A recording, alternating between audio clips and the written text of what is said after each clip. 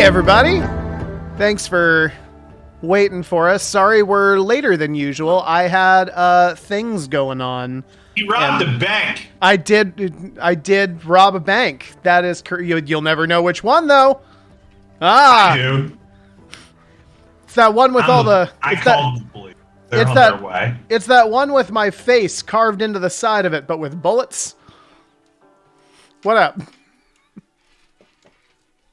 Hold on. I need to think about that. Yeah. The bank with your face carved to the side of it? Yeah, like I was like retreating from the bank, and I like had a Tommy gun, and I was like, and I made a little outline of my face so everyone knows who did it. Oh, okay. It's fine. The joke didn't land. The joke doesn't need to land. Hi, Elstragoon. Nice to have you with us. Hi, Elstragoon. Yeah. Well, we lied about being on time. So. Yeah, also true. We're an hour late anyways. Okay, cool. So before we dive in today, we're going to be talking a lot about contract stuff. We've got some cool new goodies to show off for you. So I have this all on one file, Corey, so I'm sorry I don't get to ask you what order we're doing this in. Okay. Tell me a little bit about this fucking character sheet, though. This is really cool. This is the new design for our character sheet. I'm very excited about it. It looks super cool. Yeah, like the symmetry that you've got in here is very awesome. But yeah, tell us about it. Well, I actually dislike the symmetry, but that's neither here nor there. No, I mean, I not to start off negging myself, but I dislike the symmetry because, like, asymmetry is good design policy because it draws the eye. And with a thing like a character sheet, if I have things asymmetrically laid out, you can find them very easily. If everything is the same, it becomes more difficult to discern what's where, you know? Like, if you have those visual cues, it's like, boom, boom, boom, boom. That being said, there's a lot I really like about it. Specifically, I like that the approaches are so big, and I like that the provinces are so big. And I really like that the provinces say what they do on the character sheet. Also very cool, yeah. Yeah. but like more than anything, I'm very excited about like the design aesthetic. It's actually funny because Elsdragoon was showing me a bunch of Morkborg stuff, and I feel like the like Stark kind of shit is sort of inspired by that. Yeah, absolutely. Because it's not their aesthetic, but that like sharp contrast definitely is. Yeah.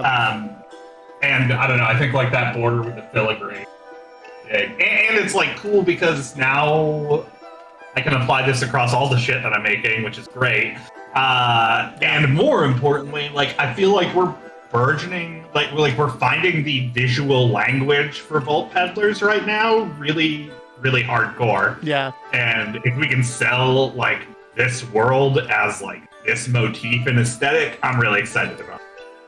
Absolutely. Well, and you really should not give me any credit here. We're not discovering the visual language of this game. You are, because I want to be very clear. I had no part in this sheet. This was all like Corey's doing. He dropped like several versions of this, and we were like, "Oh yeah, this looks great" or whatever. And I think maybe one time Drew gave like a comment, but like most of the time it was like, "Oh yeah, Corey, this looks great." And then Corey came out with like, "Nah, just forget it. I'm already redoing it." No, man. I mean, like that. Like the more I do graphic design stuff, the more that I realize, fucking done. Like, yeah, it's never quite right. Yeah, and I don't know. Like, maybe that's just me. Things can look fine, but I have an issue with things just being fine. I need them. I need like they need to be perfect. Yeah, and. Probably not healthy, but here we are. not healthy, but yeah, it's let us here. So there you go. That being said, though, like, I mean, I thank you. It really does. It really does look beautiful. Like, I had told you this in a previous conversation, but I'm just going to put it out here.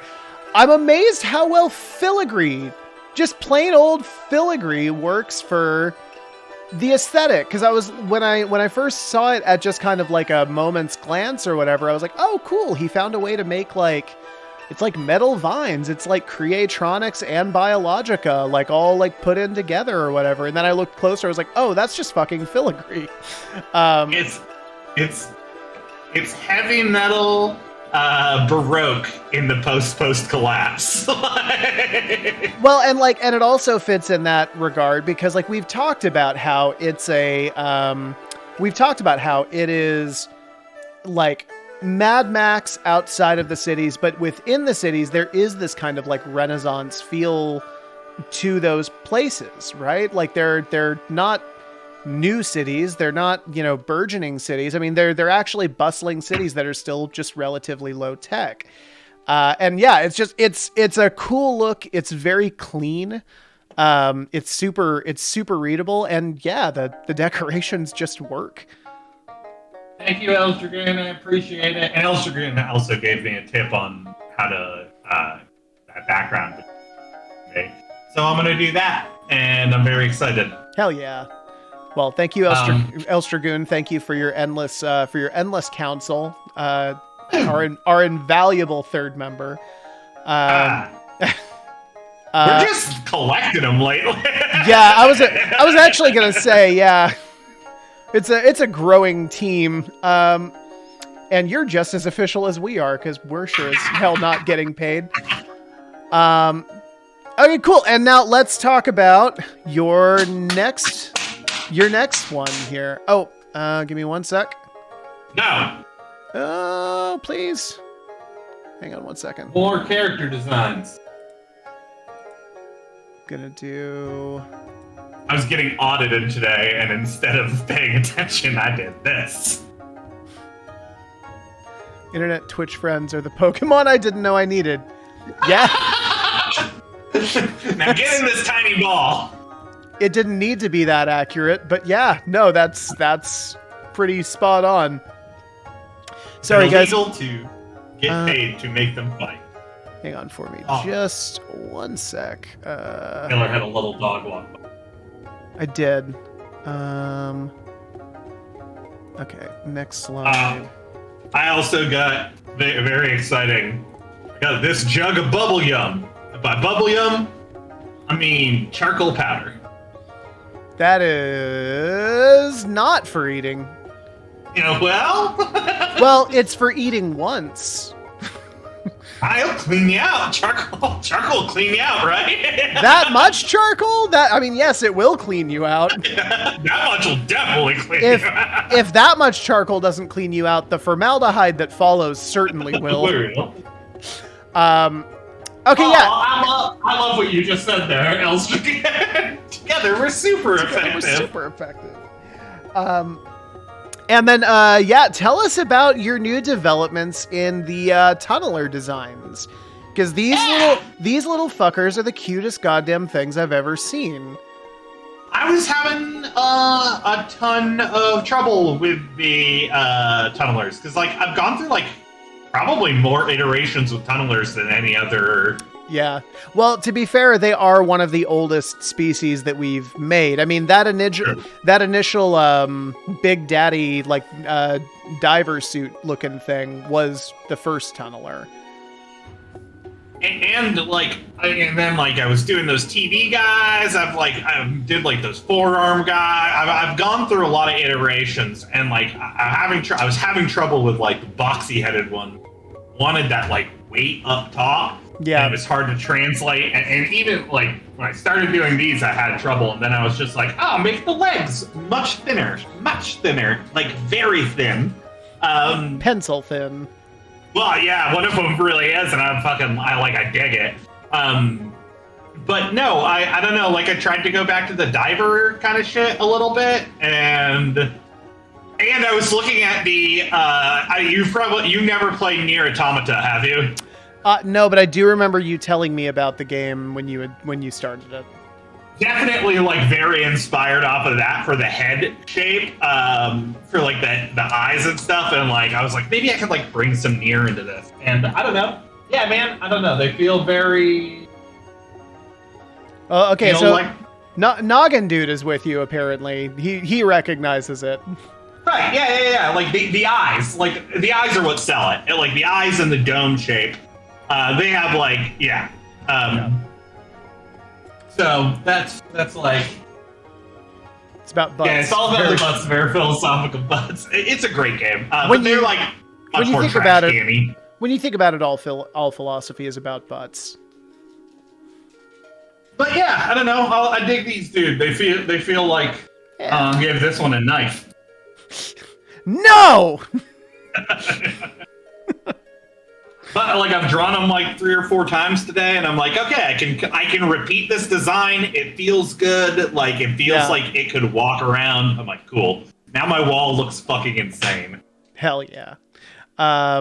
Yeah, we actually just like for our Twitter feed, we should get like a picture of like your red yarn wall. Yeah. Maybe I'll like get some yarn. Maybe like pose in front of it. I don't know. But okay, cool. So that is kind of some of the updates on Corey's end. Before we get into today's work, I also just want to give you a quick look at some of the stuff that I have been working on because I know you've been crazy busy.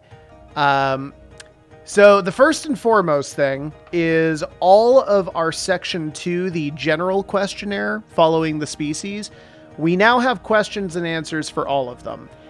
Are they the questions and answers that we, that we're going to use forever? I don't know, but they are questions and answers that at least we can use for the purposes of this upcoming playtest. So that is something that's now off of our plate. I've also included a list of items. Most of these are taken and reworked from the old items that we had put into our various backgrounds. But this is a way that we can kind of work those backgrounds in kind of organically using these things as a, as sort of a tool. Oh my God, Elstragoon, thank you so much.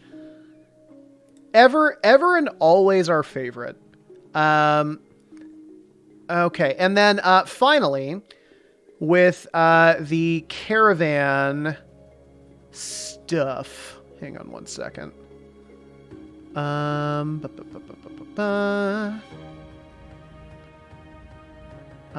Okay, actually, never mind. It looks like that has not been finished. That is my assignment. That's my homework for this week. So with that, Corey, let's get into Moist Gems. Let's get into Moist Gems. Yay. Okay, cool. And so for this, because we're talking about contracts, we're going to come down here to our CATS system. Now, Corey, you've kind of had your fingers more in CATS than I have. Not lately, but you have always had kind of a better understanding of what this thing is and how it's meant to be used. Yeah. I mean, am I explaining it? Yeah. Well, I was going to ask, before we get into what it is, my initial question is actually, based on what you know about the changes to core mechanics, what are you expecting as far as the level of reworking we need to do in contracts? How much work is there to be done?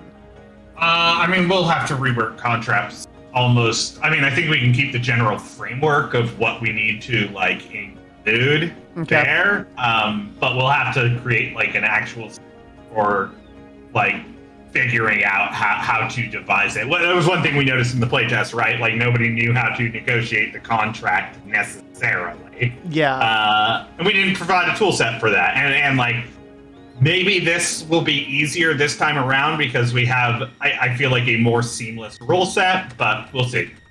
Okay. I think if we have at least a base couple things that you were going to roll on, it might encourage think outside the box. Yeah. Yeah, so I remember this specifically because when the Happy Hammers went through their initial negotiation, they had negotiated for food and stuff. They didn't negotiate, as I tried to spring on them after the fact, like, oh, well, you didn't negotiate for travel and fuel and all that stuff. And I remember in the moment there being this kind of response of like, well, we didn't know... Like, we don't even know what our car uses as fuel, which, you know, it turned out nothing. It turned out they just used ham to power their car anyway, so it didn't really matter.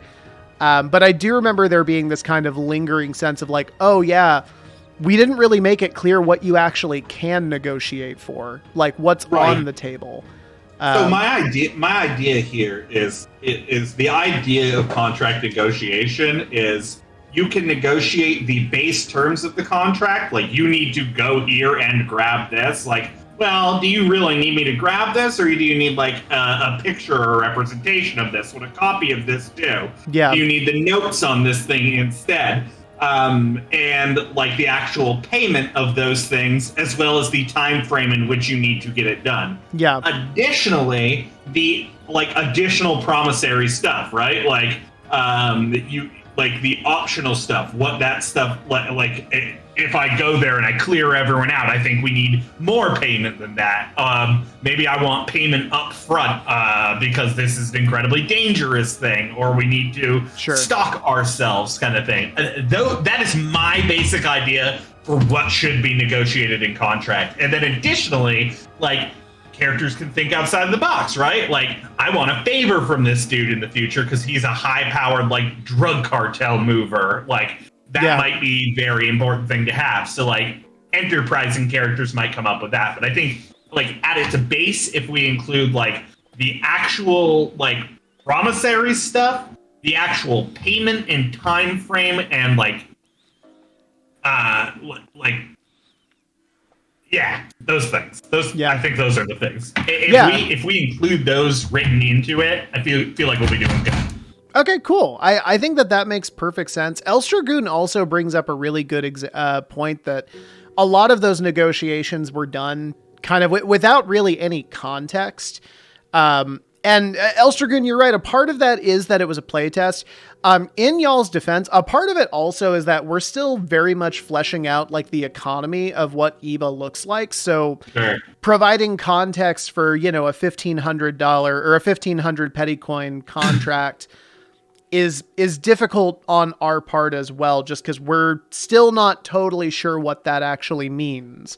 And I'm endeavoring to keep things smaller, right? Like, I'm going to give them like a 5 petty coin contract with like some additional things. Yeah, this upcoming playtest is going to be very different in a lot of ways, and money is going to definitely be one of them.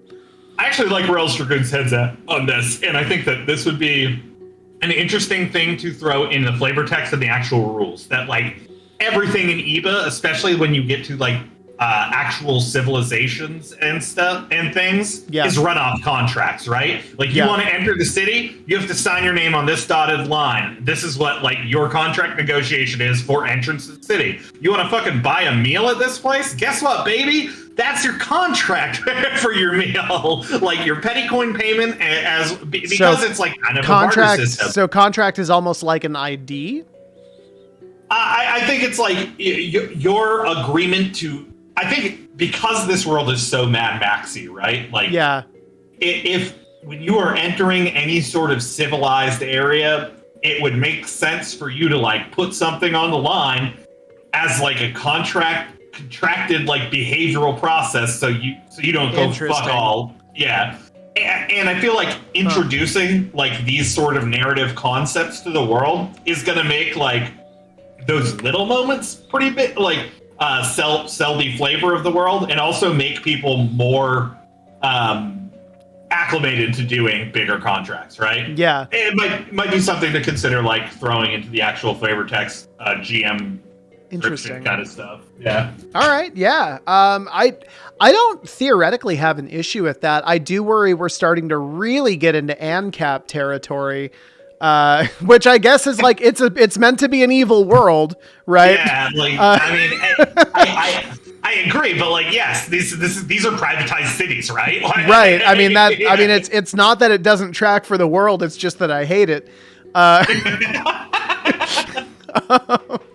will put those moments of silver light in that will make the world glow in a positive way. Yeah. Okay, cool. So if that's the case, then let's just roll over this list really quick. And Absolutely. let's take a look at what is here and maybe what needs to be here. And that can be kind of our jumping off point. Yeah. Okay, so first off, investor information. Who's buying your services and what's their reputation? I feel like that makes sense. There's nothing there that I think I want to change. Yeah? Yep. I'm Okay. good with that. Job site implying the cost of travel to get to where the contract is done.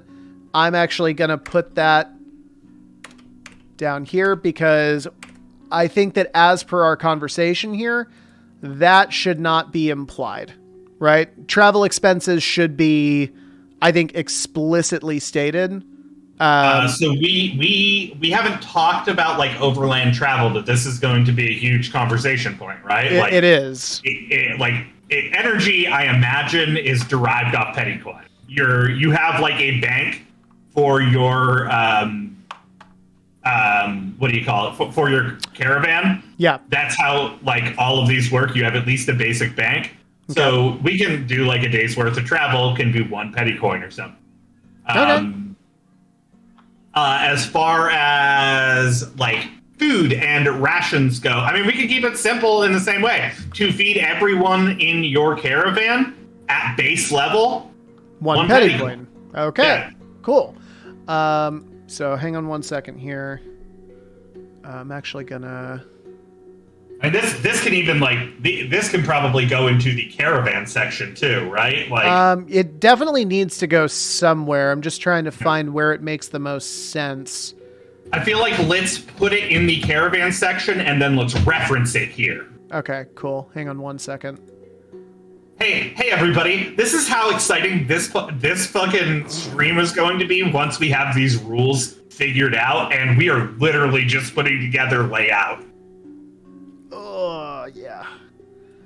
Okay, I'm going to keep this section on the company store, but actually everything else in Caravan is going to get deleted. I'm gonna actually. And for me, some of We're the not doing those stations anymore. flex. Okay. But yeah, I agree. And like right now, we're kind of endeavoring to simplify, at least at their base, things. So like a day's worth of travel and a day's worth of fuel would be 1 petty coin each. Like not for each player, just for the caravan. But now we can add complexity to the layers of things, right? Like if you want to get like better rations, that might have an effect on morale within the group and how you interact with the world. Well, then that's going to be extra petty coin. If you want to, if you want to have like what is it, like a advanced engine, that might cost you 2 petty coin, but you might move at twice the speed.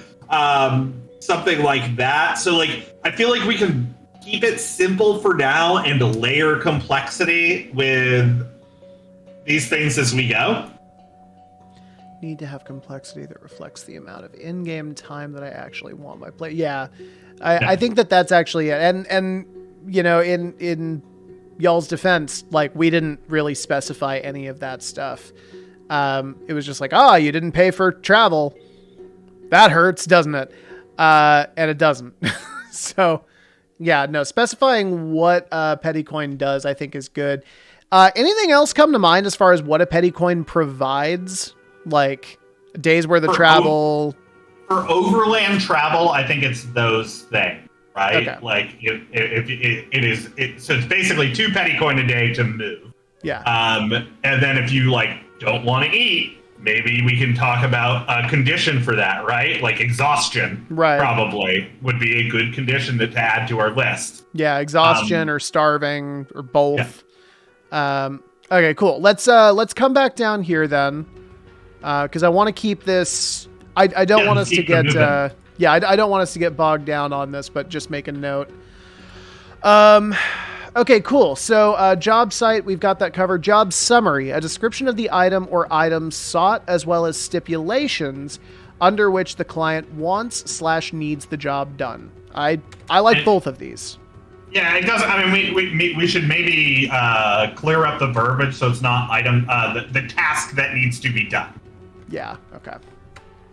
Description of the task needs to be done. Okay. Yep. I think that those are fine. Okay. So known area threats. And then a list of unknown area threats that the GM knows about that are not on the contract. These can be added to the contract pending DOF. A degree of failure. Oh, shit. Okay. Yeah. So that can go. So yeah, I think this is more GM based stuff, but you can have additional information that you don't put on the base contract that they could negotiate their way into. Yeah. Okay, cool. So that works. Listed payment listed in petty coin for the completion of the job. So this is includes ancillary payment, right? Like favors, goods, and stuff. So let me ask you this: would ancillary payment would include like food and travel? Yeah, I think so. We can just say ancillary payment, and then include those in the. Okay. So food, travel. What was the one you just said? Because I want to add that here. Favors and goods. Yeah, favors, goods, etc. We also need to specifically list the payment schedule, like upfront. Let's see here. Front, half now, etc. And does anything else need to go under payment? No. Okay, cool. So we're going to leave that there. Optional goals groups can pursue over the course of the contract as well as additional payments for it. No issue there. Yeah, I'm good. I'm good with that. Penalties for breaking the contract once it's initially accepted.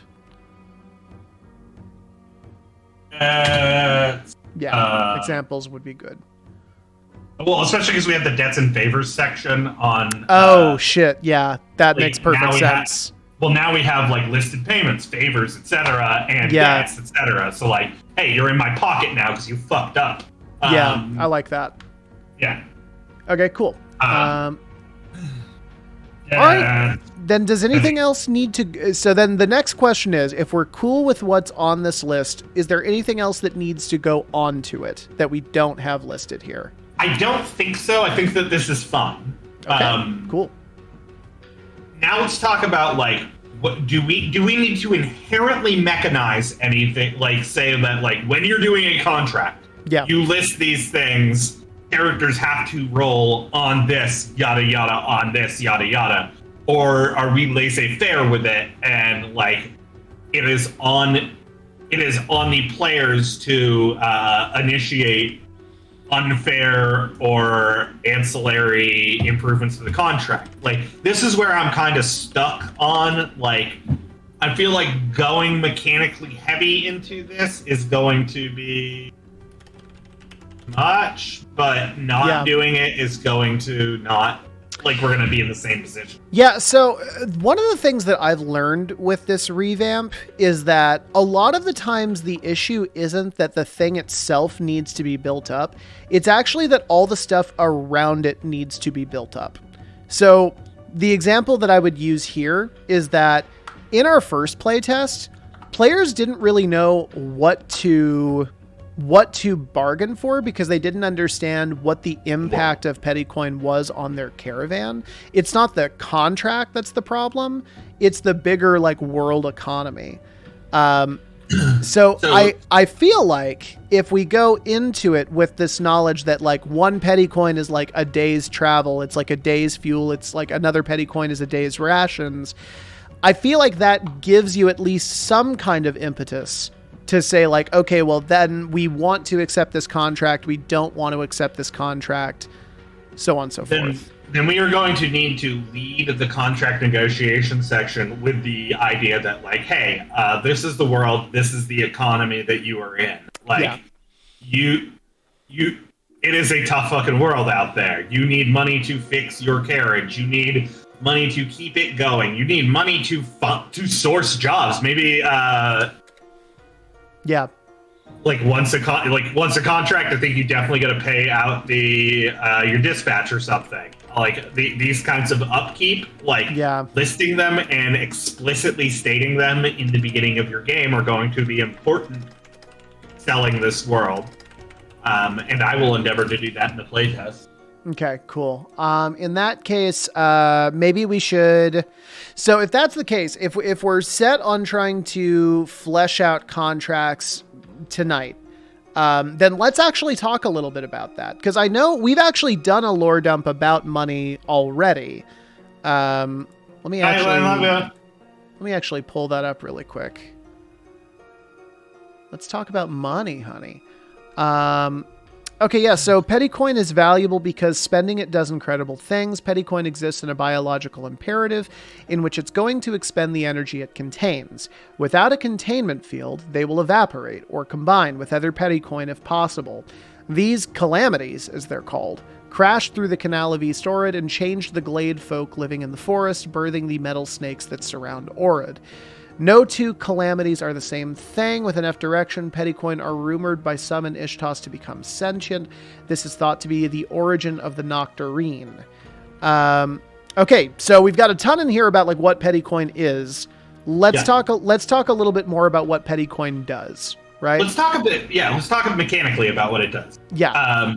A petty coin can fund a day's worth of travel. A petty coin can keep your group fed for a day.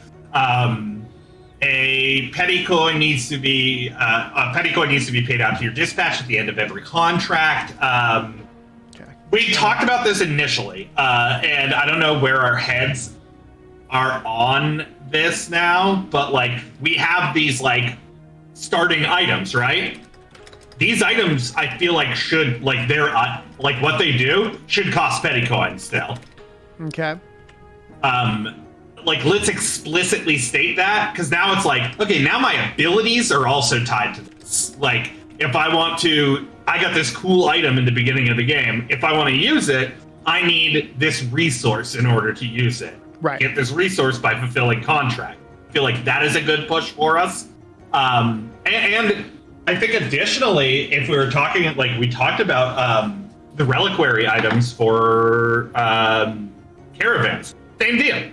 Like I think if it's doing like wild shit that is like outside of the normal function, then yeah, it costs petty coin and it like takes it from the bank, and now we have like a ton of drains going on, and it's drains that are going to keep people wanting to take jobs. Okay. So quick question. I'm going to get to reliquary items in a minute, but you also mentioned like just buying regular shit is a petty coin. So is it that like one mundane item is a petty coin? No. It would have to be a nicer item, right? Yeah, because we have we have the mundane items are supposed to be taken care of by the die system, like the collective die system, right? Like we're keeping that, and you can spend dice in order to get cool shit off of that.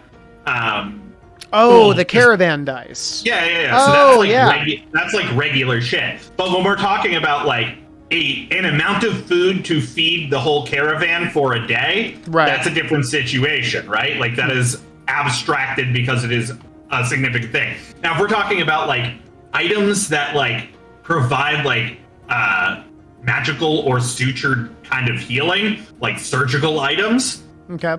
Well, then I think we're talking about a petty coin. Okay. So upkeeping magical or reliquary items. Out of curiosity, so the follow-up question that I had is, how often do you need to like you mentioned, like upkeep on these items, like it's a regular payment to use them. Is that per contract? What are we thinking? I think we eliminate like the per contract upgrade on reliquary items in your gear because I think that becomes tedious. Okay. I think we just like if you want to use the special ability that this item has, it costs a petty coin. And that's like you taking this fucking petty coin that we have explained as a magic item and jamming it on your reliquary item, and it fucking invigorates it with the life force of this living money and fucking shoots a plasma bolt into the side of another vehicle, right? Okay. So purchasing. It's an arcade. So it's purchasing, and using magical / reliquary items. Yeah. I feel like if we're talking like, and we can talk about specialized items, right? Like I think a surgeon's kit isn't magical in nature. It costs petty coin, but you can just like use it. I think. So we'll probably certain things we'll probably have to like. Okay. I think if we do lower tier items as like a surgeon's kit, where it costs petty coin, but it doesn't cost a petty coin to use, and then for higher tier items. Yeah. Like things that have more direct effects, we can tie petty coin to the actual use of the item. It kind of eliminates the need for upkeep, which I think is kind of, boring. Okay. So while still maintaining it. So yeah, I like the idea that we are moving beyond a equipment system that has like degrading conditions, because that's a lot to keep track of, and I don't think that's especially fun. I do feel like we're moving into this weird place right now where, this is like the TTRPG version of like pay-to-play mobile phone games, right? This is like where you have to buy level 54 of Candy Crush, right? Yeah, it is, and this is why I put the wallet so high up on the character sheet. Yeah, like we posited that like. Petty coin was both money and a meta currency. Yeah. And now that's what this is, right? You all right? Yeah, I'm good. I got Saniderm on the thing, and it's like, it's already starting to peel off, and it's taking all of my concentration not to pick at it. I understand that. Yeah, I'm sorry. Go ahead. So it's a meta currency and it's a currency. And what we're seeing is the effect of that, right? I was going to say, we did establish a world where like, money rules cash rules everything around me. Yeah. Well, and this is going to increase the impetus for taking jobs, right? Like in a world where things are fucking powered off this shit, I might have to fucking do dangerous shit to get this money.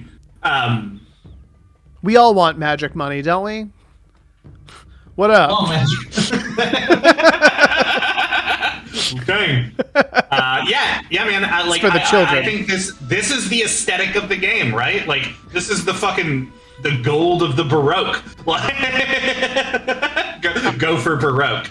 Love it. Holy shit. Fucking. I'm already seated, but I need to take several more seats. You need to take some breaths right now. I'm gonna need a minute. Fuck, that was good. Okay, cool. That's a fucking t-shirt right there. 5 away.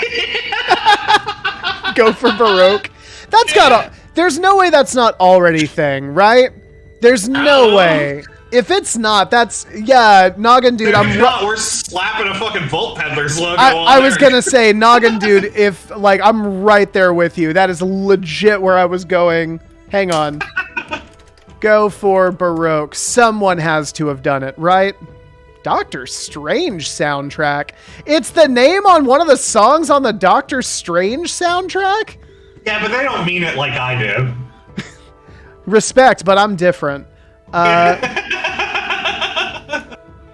Okay, so there's goforbaroque.org, which champions connections between the arts and education. Couple of songs named that. Fuck it, dog. Yeah, no, that's it. Vault Peddlers, go for Baroque. Fucking love it. Hell yeah, that's awesome. What, is Marvel gonna sue me now? What, like Disney has the money to do that? Please! Actually, if I could meet Kevin Feige, though, that would be cool. Right? He's like suing us for like $30 million. Like, I'm a fan, by the way. I like your shit. Disney has a lot of petty coin, and their shit actually, as I understand it, is magical. Yeah, yeah, for sure. Yeah. Don't And they step. won't even let me throw the fucking burnt up corpse of my grandpa all over the place. there. Don't step to the mouse. You don't want that smoke.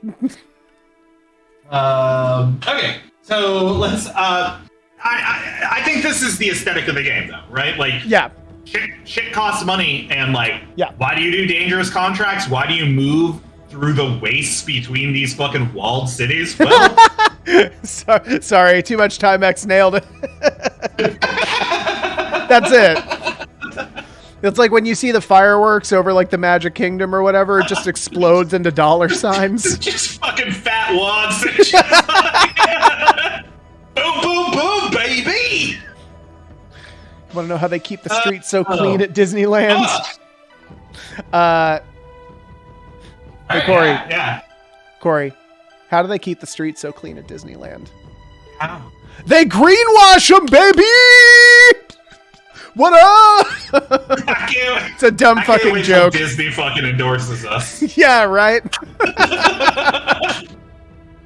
They're like, I like how much you say fuck.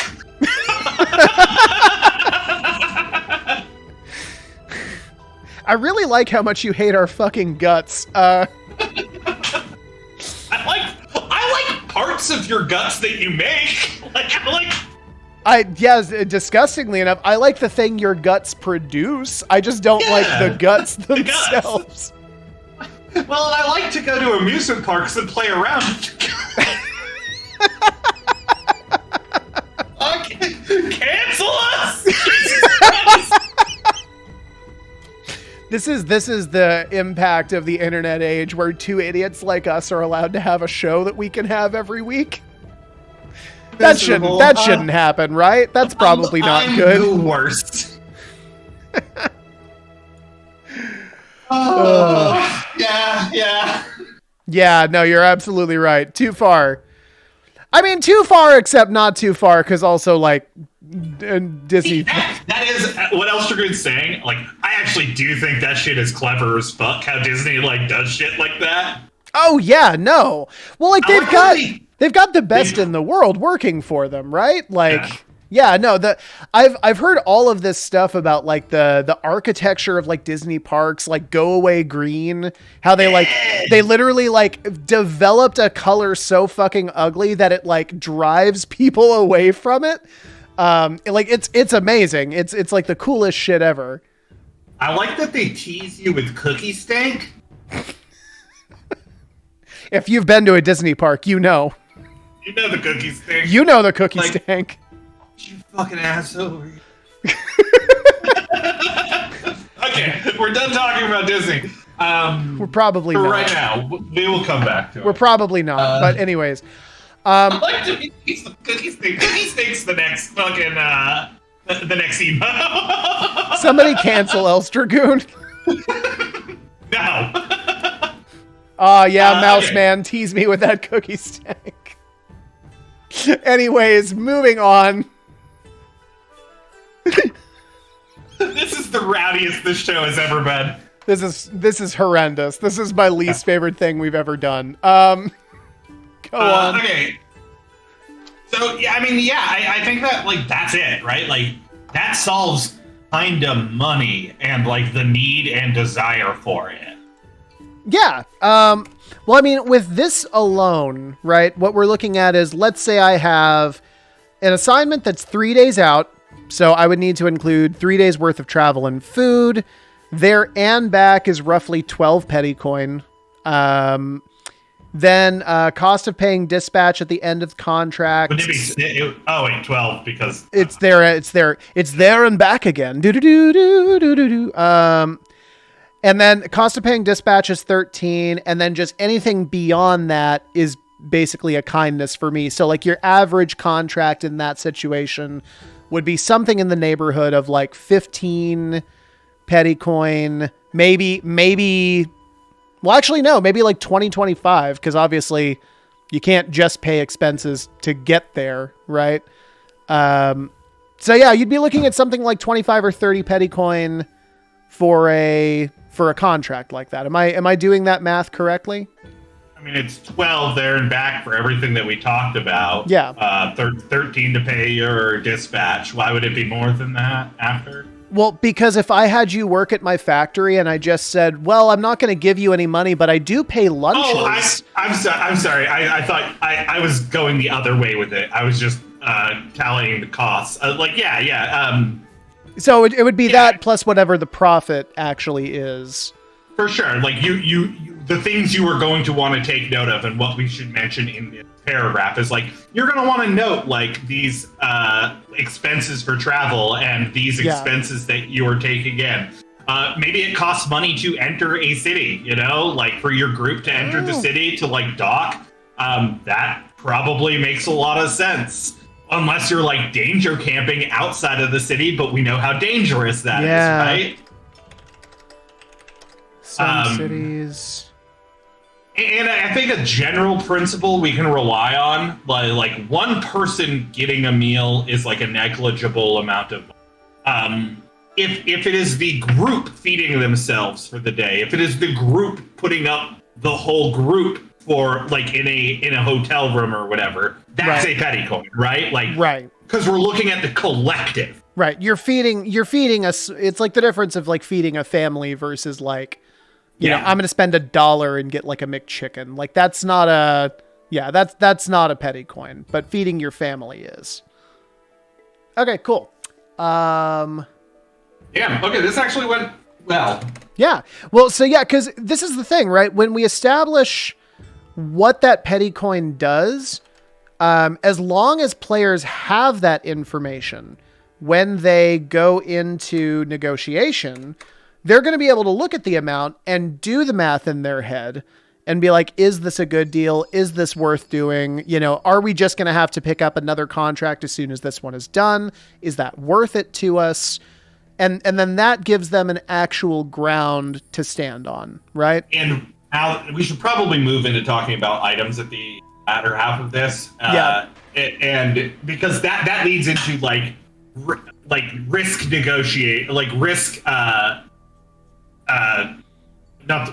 negotiation, but like you're observing and taking stock of appraisal, like risk appraisal, basically. That's not the correct word, but because if you're doing a job that you know is super dangerous, risk assessment. Thank you very much. I was about to say, I know there is a word for this. Yeah, sorry, go ahead. But like, yeah, if you're doing a job that like sounds like a milk run, great. Like, but it probably doesn't pay that well. But if you're doing a high-paying job, it likely comes with the caveat that like you are going to be in danger. You're going to take on conditions. You're going to take on things that will require items to solve them. Right. So yeah, like that is. Question from Elstergoon. Do you feel like the value of one petty coin is going to make negotiation annoying? Like, if you're going somewhere that's 1 day's worth of travel away, and that's normally one petty coin, that just doesn't have the granularity for getting a deal or negotiating. Well, in those circumstances, right, if the actual payoff, if the profit of the contract is enough, then, I mean, it doesn't matter if I get my expenses paid. At that point, it's just kind of a general, like, well, it's 1 day's worth of travel. The contract itself is like 10 petty coin or whatever. So are we cool with just eating that out of like the overall profit from the contract? I think the important thing to recognize here is that we're not going to have a section. Corey, correct me if I'm wrong, but as I'm looking at this now, we don't need a section in the actual contract to state whether or not like they're paying travel expenses specifically or food expenses. They can just list the sum of the contract, and then players can take that amount and be like, okay, well, you know, subtract this many for so many days travel, whatever. And like, this is how much we're actually making. Or is that not fun?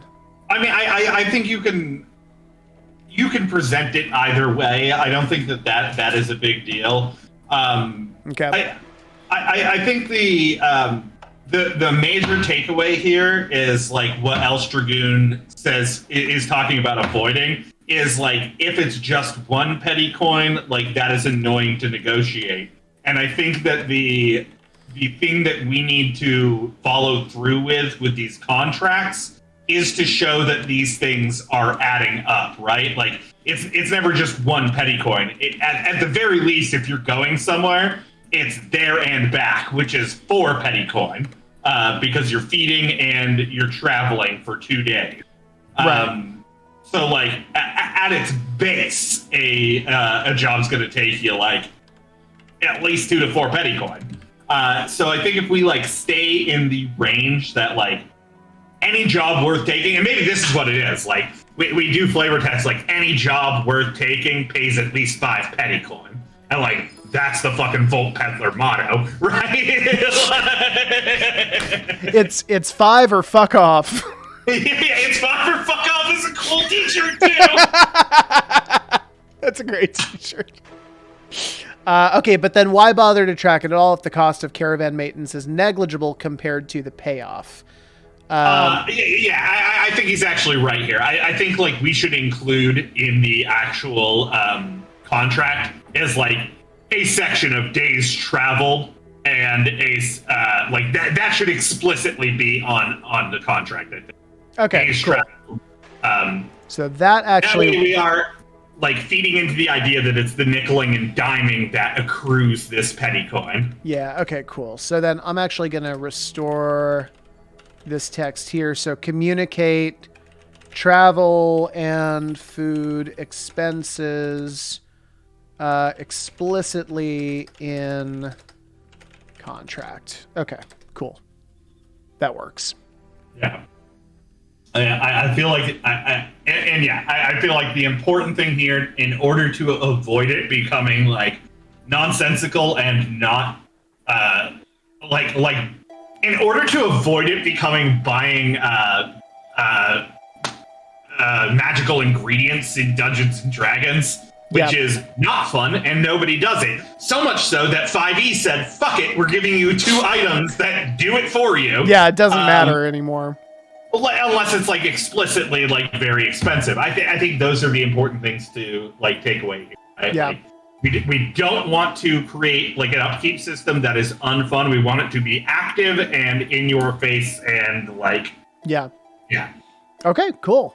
All right, so I feel like that's a good place to leave contracts on, unless because I know that you were just joining us. Oh God, we haven't done that at all today. Oh shit. And I realize we've been throwing around a ton of jargon. So if you are just joining, hi, we are creating our tabletop game, Volt Peddlers. We've been doing this for about 2 years now, mostly on stream. It is a heavy metal, electric baroque world in like the post collapse. It's pretty rowdy. But it's a game about community, and it is a game about finance and wit. So that is like what we're throwing around. Like the terms like petty coin, that's our money in the game, and also like the meta currency. And more importantly than any individual player is the community in which you are in. Yeah, and we have been doing this on Twitch for, like Corey said, the last few years. One of the best things about it is that we get comments from people like Elstragoon who know more about this shit than we do. And they can pull our dumbasses out of the fire when we come up with dumb ideas. I don't want to put that kind of pressure on you if you're new to the stream, but if you do have thoughts on things that you're hearing or things that you've seen